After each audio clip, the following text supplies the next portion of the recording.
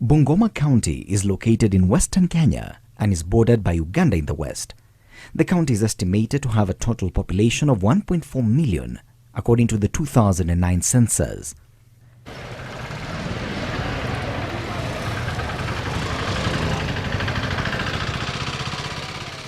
The economy of Bungoma County is mainly agricultural, with sugarcane and maize being dominant crops.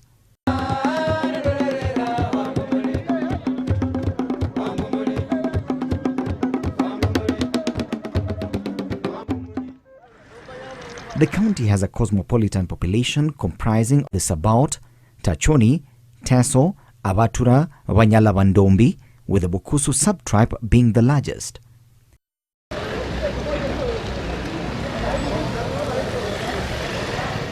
There is a host of other ethnic groups drawn from nearly all Kenyan tribes and foreigners who have settled in Bungoma. These include Indians, Kikuyu, Kalenjin, Luo, Arabs, Kisii, among others.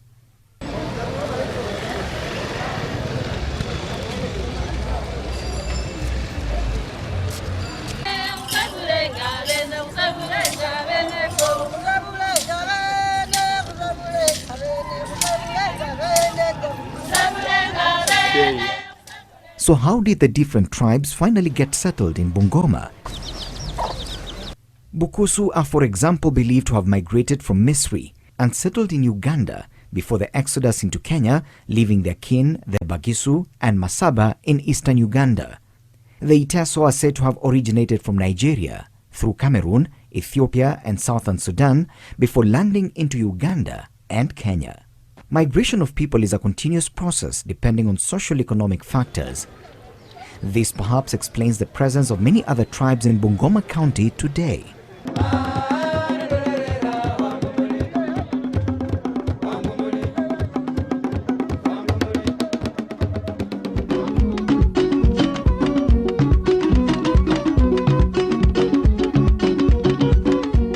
Kenya's new constitution recognizes traditional structures and indigenous information for the purposes of marshalling the socio-cultural and economic potential of Kenyan people at the national and county levels.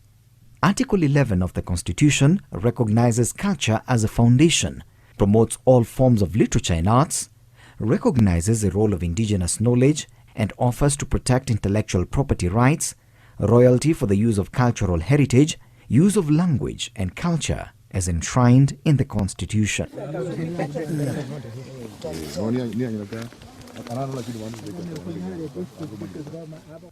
It is on this premise that the county government of Bungoma set up a task force to demonstrate the importance it attaches to history and culture. Culture, could be defined as a way of the people. That's the way you can define, for example, who is in Bungoma. It is the way he talks, the language he speaks, the way he dresses, the way maybe he does his things, that defines a resident of Bungoma. It would be a Bukusu, it would be a Sabot, it would be a Tachoni, a Mtura or a Teso. So I think culture is very, very important, and when you look at some of these things that are happening now, with the modernization taking place so fast, I think it's important that we reflect. We have documentation on our past. Otherwise, like they say in Kiswahili, mwacha mila ni mtumwa. The Task Force on Historical and Cultural Sites has the express mandate to investigate and establish through visitations, gathering information, and legal status of ownership of cultural, historical sites and places of wonder. People of Bungoma, there are many things that have been changing in our traditions. We don't want to let go of the traditions that made us enviable people in Western Kenya. And we want to retrieve them wherever they are. We want to revive them. And as we look, we combine both our culture and our behavior in our homes. We want to strengthen those family ties. The task force is further going to recommend to the county government on ways of reviving the cultures of the indigenous Bungoma people by tracing the chronology of the community from and before the advent of colonialism to develop the correct narrative to be preserved for future generations.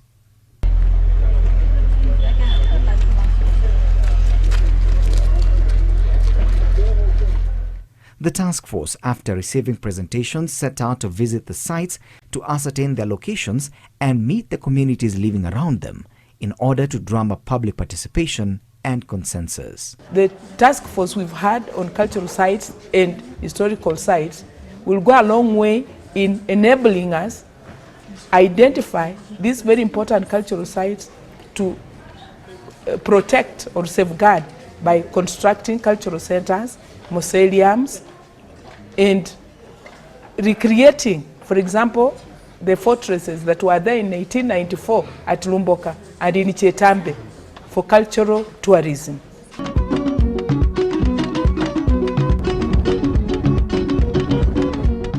The first stop for the men and women tasked to find the sites and consult with the public is Nakuti Hill, situated only a few meters from the Bungoma-Malaba Road.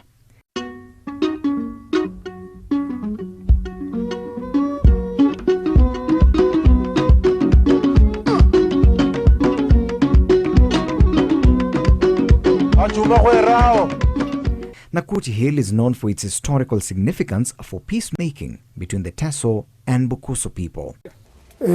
Mianga andukuma century ya 17 ikakuwa liye lyabali kali sana bene bamia ngane kholano mala yabo mundu bali Nakuti yino abo mwana mumia mala mwene omuwemba ekhoro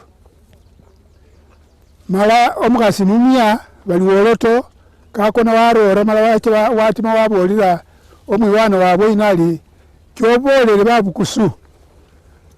babukusu beche bekhali ne basakhulu babatesyo nabakachule bwirana muwa kacho ayima wambilianga nende banambisi babulo beche bayima opurongo omumia nebasye mayanga nebecha bafakhala mala bawulilisiana babola bali nona abo khwenya khukhole khuliye kiapo khuliye silulu khuliye embwa nekhuliye embwa kalibola ngambo bayimwa embwa entoro esecha esalibwe malire nyanga ndala ekhalimbula ta selikho ne lufumba khumbili kweta embwangene ni bakhumalirangakho kumusango bamwata khasesiakho belisima baba bali khukhwama luno sakhuliranakho lundi tawe nekhwama chinyanga echecho nomubukusu nomutesi khukhapanakho lundi ta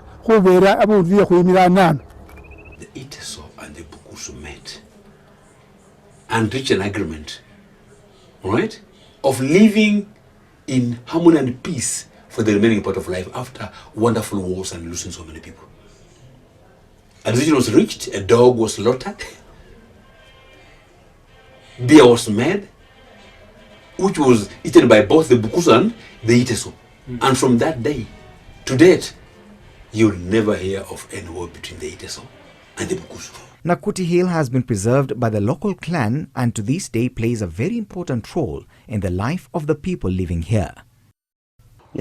Awundu anano lukuluno efweni olukuyetanga konge bamenywa bano kwamisianga konge bintu byakali jange chimuli cha bana ne beyarula ayakimizala gino babandu baliyo batakitaka baonyanga bulwale bwa kienyechi bayebanga koko kamalesi ne sasingine nge ujezi kusabulanga koko mabale kanono khumikhala mu bujezi.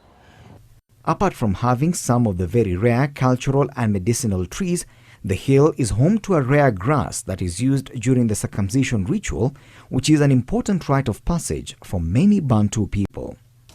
Bana bafuru beje bafuna mu jimuli beje bahora misango gyabwe bamanyire kamanyasi tofauti beje barushe mu lukulu muno chebakhola kasi yabwe bosi bamya khusindu.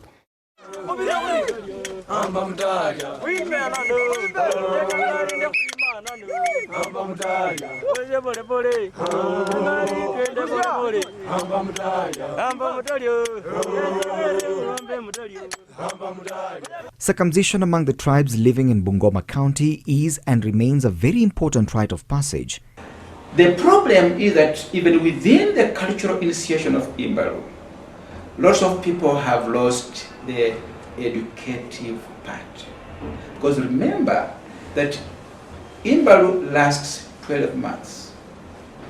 But the physical cut takes less than a minute. Surely that cannot be the crux of the matter.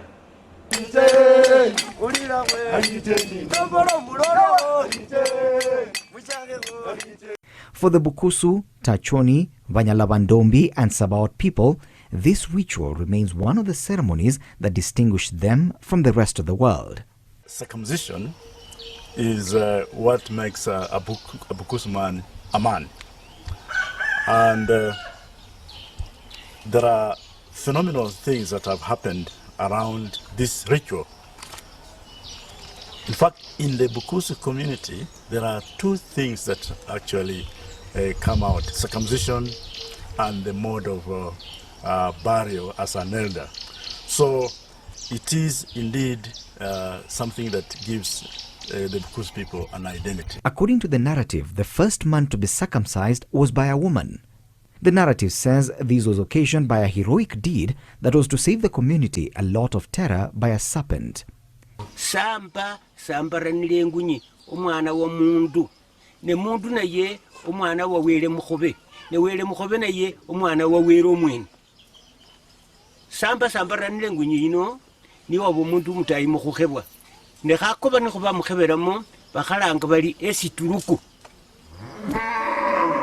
ne baba mukheba baba bakhasi ne bamukhebera libale lyamira nga bakhasi ne bakheba sambaranile ngunyi bamukhebera libale khukhwama abundu wena khucha khwola lunari omundu wesisecha namwe omwana omusoreri nekengira nali bali kachile wichi bamulonga baramusiyo yaye obona bakhasi bose baterimanga bukhebi bamia khumundu bali sambaranile ngunyi ne bakhasi bamukheba.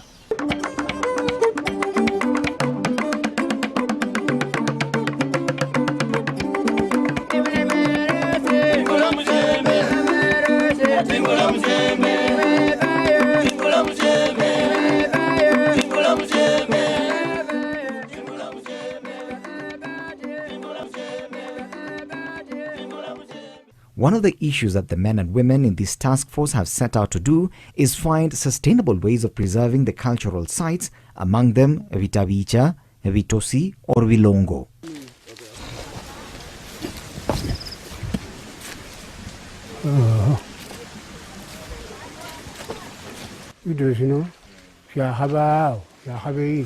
On the foothills of Mount Elgon is one such site which has seen generations of Bukusu people around this region graduating from manhood every 2 even years.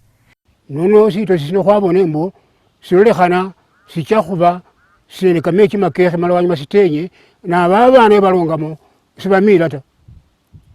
Nono sindu silio sito sino sili silangwa chebukwabi luka luwene sangwa na porora mala sili khumukhono kwekhakhe chebukwabi khasubilana nende na porora nono shalangwa sai na porora nokhwama khale babandu balangangamo mbawo butekheleta bamakhulamanga lundi basilama lundi khusilongamo nekakhali shanyikikhe shingira chabombele bekalake babyalile bibyola mbalimbali kimirongoro kikhakholela ta mala kicha khubombya kamechi wanyuma sito sisitenye nose kenyekhana tawe. Since then, the place where a man washes before the ritual has remained one of the most sacred of all.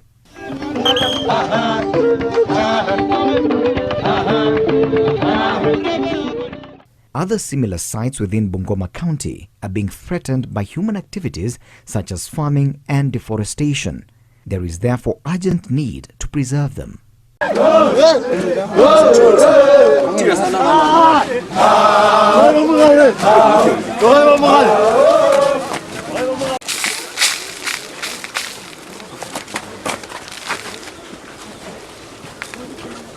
So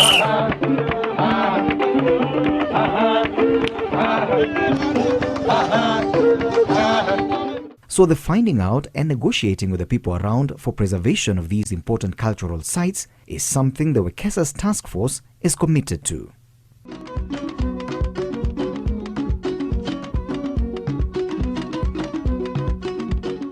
Like many tribes in different civilizations, early history of the people inhabiting pre-colonial Elgon Nyanza region was characterized by conflicts over resources. The most catastrophic period was the advent of colonialism. Perhaps this informs why the inhabitants built forts as community homes, but more important, for protection against their enemies.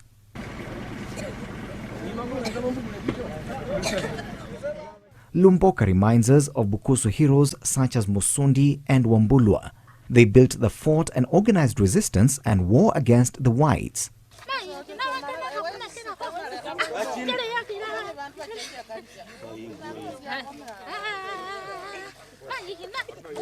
The massacre that took place at the forts has made the name synonymous with the brave resistance of the Bukusu against the Wanga and white people.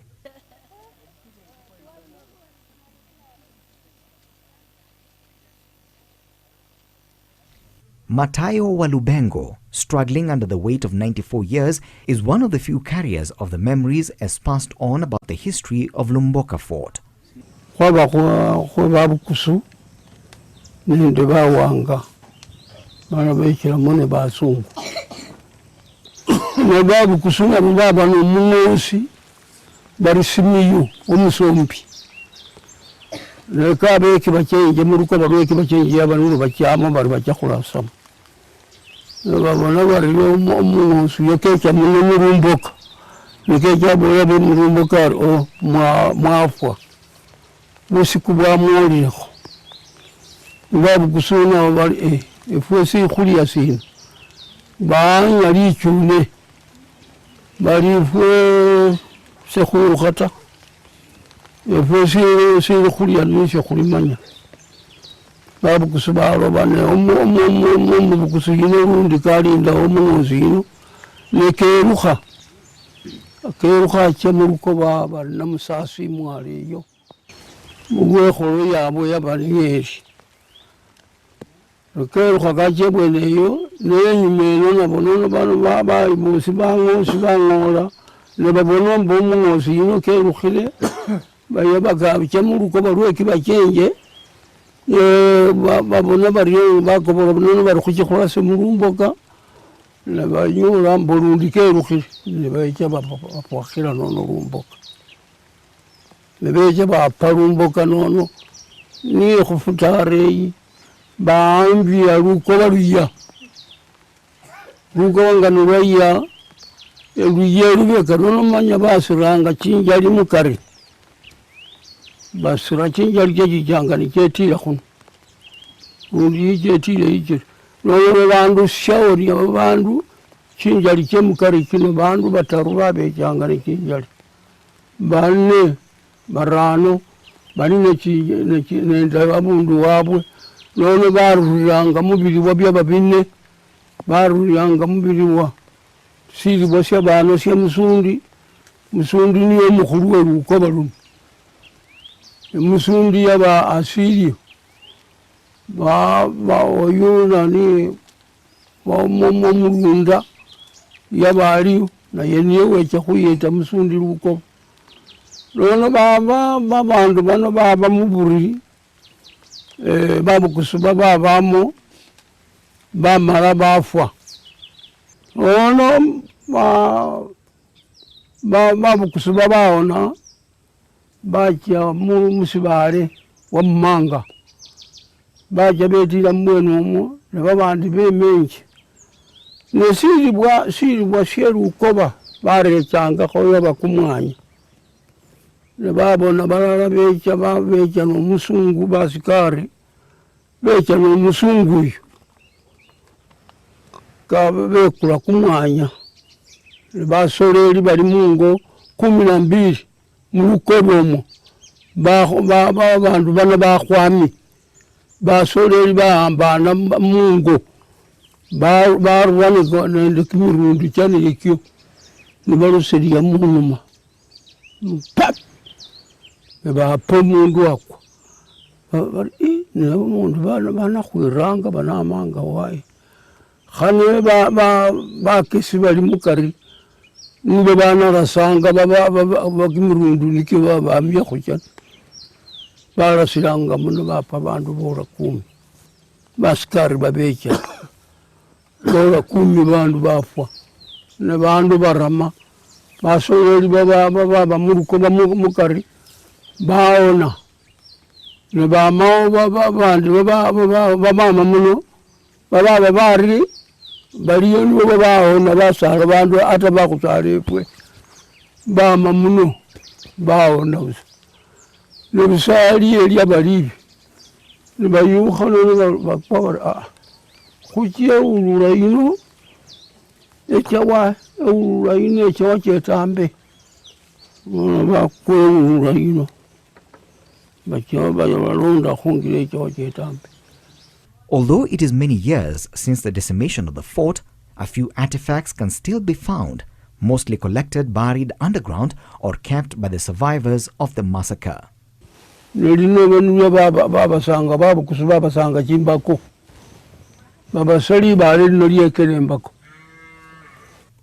at the age of most of the task force members, one feels that they are indeed the right people for such onerous task. But the contrast is that challenges such as this.